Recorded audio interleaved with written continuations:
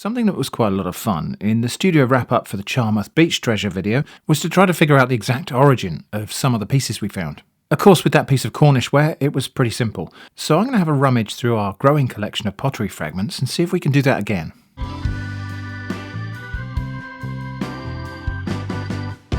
So I've picked out a few pieces. We're going to see what we can find. Starting off with this one, which has some sort of leaves or grass on one side, and on the other side what appears to be part of the word hedgerow. When Jenny picked this up, I speculated that it might have been a wall tile, just because it's completely flat.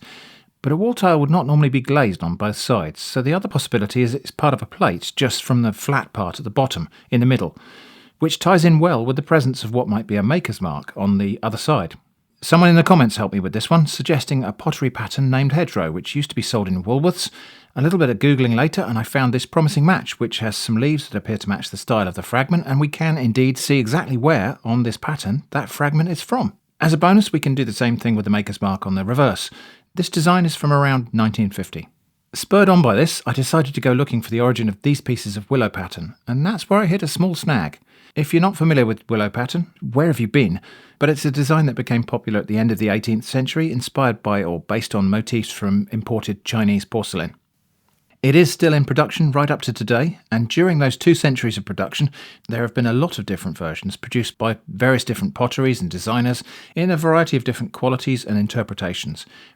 For example, even in these fragments we can see differences in quality and material. Some of these are porcelain, some are earthenware, some are stoneware. So matching these fragments against possible candidates became quite the task. For the pieces that have a section of the original rim, this helped because the border pattern is one of the easiest quick distinguishing factors.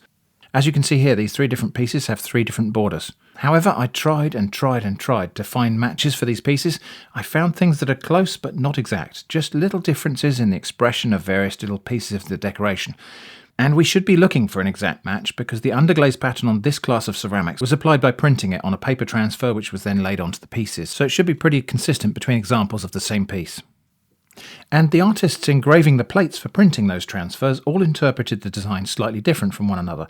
So here's what happened when I went looking for a match for this little pair of circular elements from this fragment. I found this motif is present on nearly all of the examples I could find, but not in this exact form. The precise detail and the arrangement of the pieces is widely variable. I couldn't find a match. Same story with this motif, lots of similar things, nothing exactly the same. Then at last, I think I found a match. Oddly, a match for the smallest fragment, which mostly only has the rim pattern and part of the border background, but also has this tiny piece of curly decoration. I found a match for the rim design in this large oval charger, and I believe this piece comes from right here.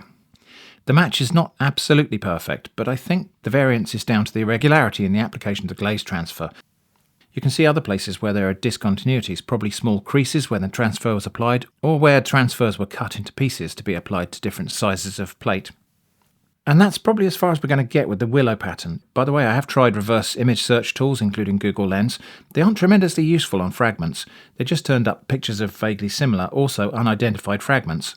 And when you crop in really tight to just let it see the pattern, not the broken edges, that also only finds things that are broadly similar. The best bet for finding a match on these fragments is to identify the type of pottery and glaze, and if possible, figure out what is actually represented in the design, such as barley or vines or geraniums or whatever. Sometimes that identification leads me a little way, but not all of the way. This little fragment of Delft, for example, this isn't willow pattern, as it has a border that's decorated with leaves and a little scroll, and there's some relief moulding to the pattern. I think this is imported Delftware, and my searches led me to Royal Bonn, a German pottery producing, amongst other things, decorative plates for wall hanging, like these. And these are some reasonably close matches to my fragment, the best of which is this one. It's not identical, but it's sufficiently close in design and style to make me maybe 80% certain my fragment is a piece of Royal Bonn. I couldn't find an absolute match, though. In case you're wondering what we intend to do with all of these fragments, I do have a project in mind where I'll make a sort of mosaic thing for the garden. But we'll need a lot more of these pieces before we can start on that. Meanwhile, the fragments we have are nice conversation pieces, and I also found them handy as paperweights to hold down this piece of kitchen paper towel in order to dry some Scotch bonnet seeds. So next up, this piece of handle from something. This is a substantial handle, so it must have been attached to a fairly large vessel. This little kink in the shape here is characteristic of the sorts of large, tall water jugs or pitchers that were used in conjunction with wash basins before everyone had bathrooms with running water in them. I think this shape is partly aesthetic, but also partly ergonomic. It's present on a wide variety of examples, and I think it enables the handle to be gripped in two different ways. Here, up at the top for the initial pour, and then further down when the jug is less full and needs to be tipped more. Again, I couldn't find a precise match for this fragment, but I got pretty close. This handle is most likely from a relief moulded Staffordshire stoneware jug from maybe 1860 or thereabouts. Now I think we'll look for the origin of this piece of green pottery with a botanical theme to it. I already know this style of pottery is called maiolica, and my Google search for green maiolica plate brought up some results that seemed initially promising, but I couldn't quite get a match. Then I realised the details I was looking at, that I thought were a bit like raspberries, might actually represent hops. So I added hops to the search string and found this, which is definitely the exact design this fragment came from. My piece is a perfect fit right here. This plate is Victorian, from around 1890 to 1900 probably. These two pieces with a sort of checkerboard design on them have so far eluded me. I would say the design here has to be either 1920s Art Deco or maybe 1970s when contrasty geometric pattern was starting to come back. But I think we can rule out the later dates because the Lyme Regis landfill was closed before the end of the 1970s.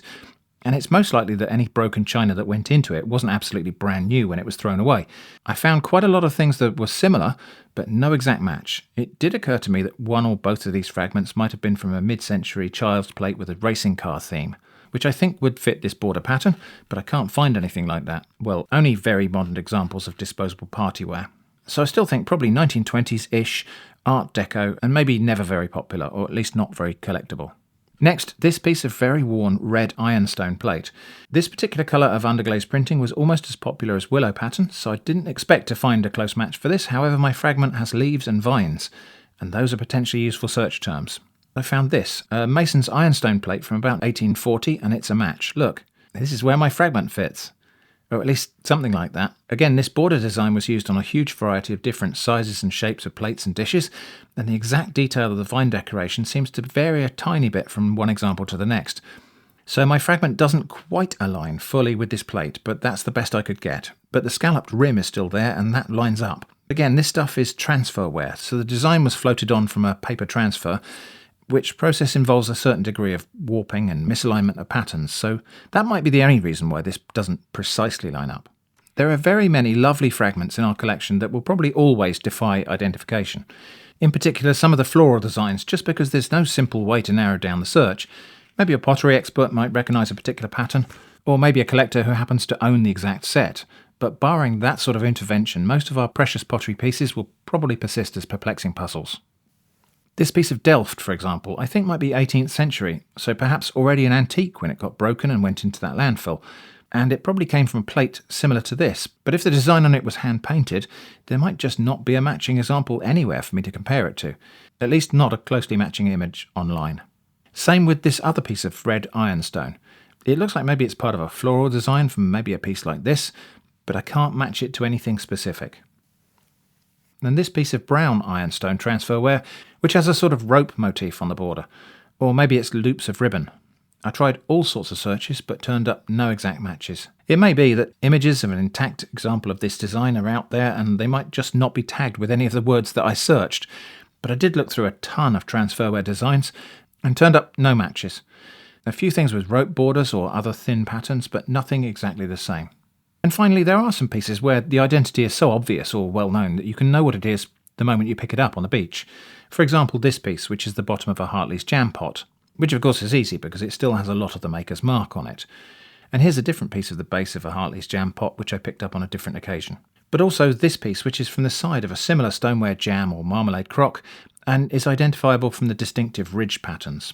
So I had quite a bit of fun trying to research these pieces, and I did learn a thing or two about antique ceramics along the way.